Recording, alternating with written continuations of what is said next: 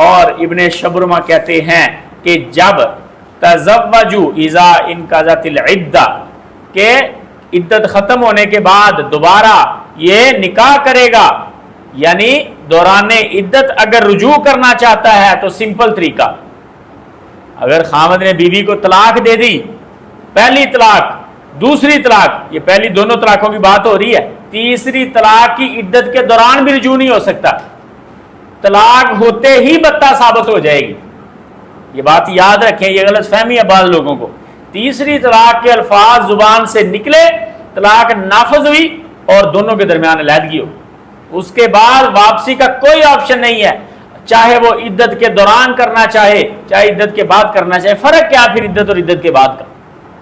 فرق یہ ہے کہ دوران عدت عورت دوسری شادی نہیں آگے کر سکتی، بس رجوع کے لیے یا نکاح کے لیے کوئی فرق نہیں ہے، وہ طلاق ہوتے ہی تیسری طلاق بیوی اس سے علیحدہ ہو جائے گی، کوئی عدت والا آپشن نہیں ہے۔ جب تیسری طلاق نافذ ہوگی، یعنی تیسری طلاق اس نے الگ مجلس میں دی ہوگی، وہ الگ احکام و مسائل ہیں، وہ پڑھیں گے ہم۔